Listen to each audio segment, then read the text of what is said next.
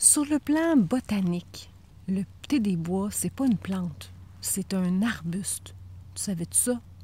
C'est un petit arbuste minuscule, vraiment mini. Sa tige, elle est ligneuse et elle est souvent rougeâtre. Là, tu vois, à la base, ici, elle est rougeâtre. Le reste de la tige, elle est plus verte.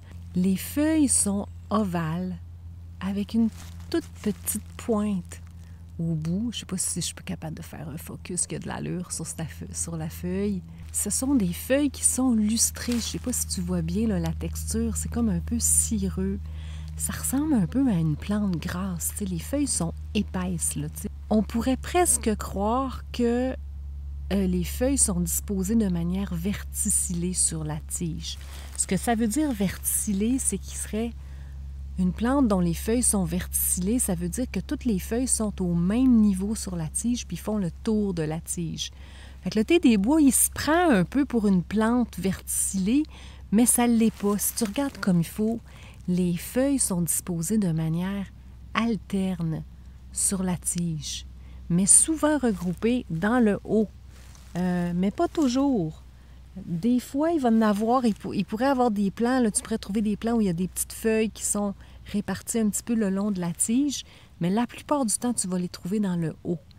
Et ils ont souvent 3, 4 feuilles, des fois 5. Ça peut aller jusqu'à 8 feuilles. Moi, j'ai jamais remarqué, en tout cas, de plantes de thé des bois qui avaient plus que 8 feuilles.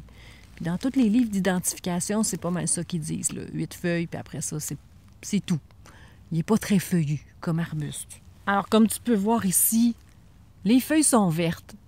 Des fois, les feuilles vont être rougeâtres. Moi, j'ai remarqué que les feuilles vont changer vers le rouge souvent dans les périodes de sécheresse ou lorsqu'il pousse au soleil.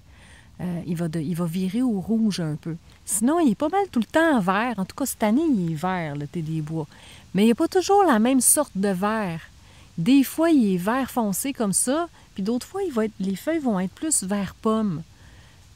Puis ça, je pense que ça dépend surtout de l'âge du plant. Arrivé à l'automne, quand il commence à avoir des gels, là, il va avoir tendance à foncer. Son vert va foncer davantage, mais plus tôt en saison, tu vas vraiment voir des variantes là, au niveau de la couleur de son vert. En dessous de la feuille, il va être un peu plus pâle que sur le dessus. Puis, il va avoir des fois des petites taches roussâtres. Mais dans ce cas-ci, il y en a même sur le dessus, là, mais souvent, tu vas avoir des taches rousses en dessous des feuilles. Pas tout le temps. Au printemps, le thé des bois va faire des petites fleurs blanches en forme de clochettes pendantes là, que tu vas voir à l'aisselle des feuilles. Et c'est des petites fleurs avec 4 ou 5 pétales, je pense, qui sont toutes comme collées, agglutinées ensemble. Par la suite, cette petite fleur-là va se transformer en un beau fruit rouge, à peu près de la grosseur d'un petit pois, je te dirais. Alors, je sais pas si tu vois, là, toutes les petites plantes vertes qu'il y a à côté de moi, là. Il y a un peu toutes sortes de choses là-dedans, mais il y a beaucoup, beaucoup de thé des bois. Le thé des bois va souvent pousser en grosse gang, là, en colonie comme ça. Il y a un petit cousin du thé des bois qui s'appelle le petit thé, qui est utilisé de la même manière que le thé des bois en cuisine et en herboristerie. Pareil. Et ça goûte la même affaire, ça goûte le paparman, là, ça goûte le wintergreen. Tu vas en trouver habituellement dans les mêmes endroits où tu vas trouver du thé des bois, là, en général. La différence entre le thé des bois et le petit thé au niveau morphologique, c'est que le petit thé, lui, il est plus rampant. Il va avoir des beaucoup plus petites feuilles qui vont pousser là, le long d'une tige qui est rampante. Les feuilles vont être disposées, elles aussi, de manière alterne sur la tige. Mais les feuilles sont vraiment petites, là. Tu vois la différence de grosseur de feuilles? Bien, le petit thé, ça ressemblerait plus à ça comme grosseur, même si ce que je te montre là, c'est pas une vraie feuille de petit thé, là. Le fruit du petit thé, il est blanc au lieu d'être rouge. Ça, c'est une autre différence entre les deux. Mais si tu trouves du petit thé, tu vas pouvoir faire la même chose avec en cuisine puis en herboristerie que tu ferais avec le thé des bois.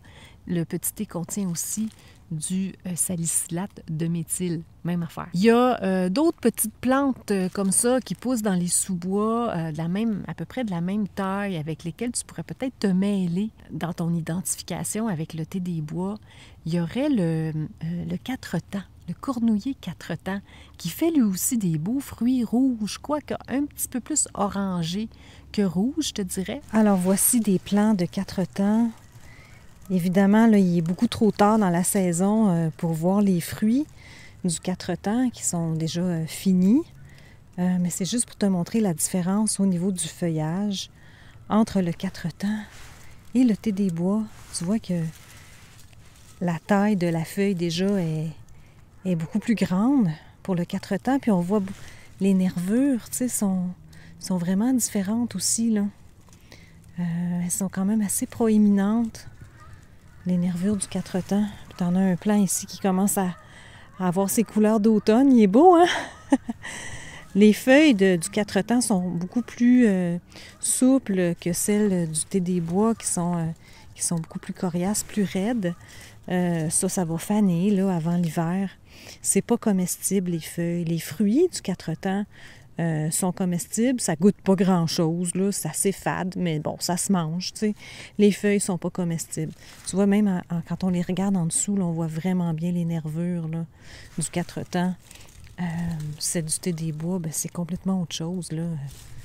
C'est pas aussi rayé. Alors ici, tu vois des plants de thé des bois à côté des plants de pin de perdrix. Tu vois que c'est très différent, là. Tu sais, les feuilles sont vraiment beaucoup plus petites. Ils font les mêmes genres de fruits rouges qui sont comestibles aussi chez le pin de perdrix. Ça ressemble beaucoup aux fruits rouges du thé des bois. Tu pourrais peut-être plus facilement te mêler entre le pin de perdrix et le petit thé. Parce que le petit thé va avoir un peu cette gueule-là aussi de plantes plus rampantes avec des toutes petites feuilles. Mais le petit thé, lui, son fruit va être blanc. Il ne sera pas rouge.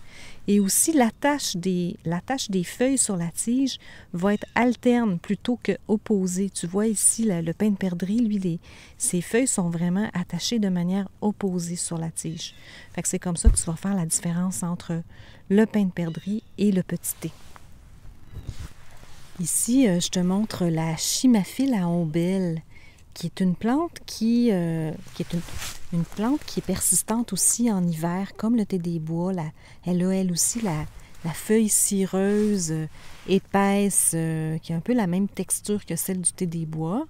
Elle fait partie de la même famille botanique que le thé des bois, la famille des éricacées, qui est aussi la famille des bleuets. Alors, tu vois, ça, c'est la chimaphile à ombelle. À côté, tu as un plant de thé des bois. Là aussi, c'est un plant de thé des bois. Ça c'est la chimaphile à ombelle. Alors, tu vois que c'est pas du tout la même forme de feuilles. Les feuilles sont beaucoup plus lancéolées, sont moins ovales que celles du thé des bois. Elles sont dentées aussi à la marge. Surtout dans la pointe, tu ne verras pas de feuilles dentées sur celles du thé des bois. Les feuilles sont disposées de manière presque verticille aussi, tu sais, mais il va y avoir plus de feuilles en général sur les plants. Tu vois, là, il y a comme 2 rangées de feuilles, là. Tu vas rarement voir ça comme ça sur un plant de thé des bois.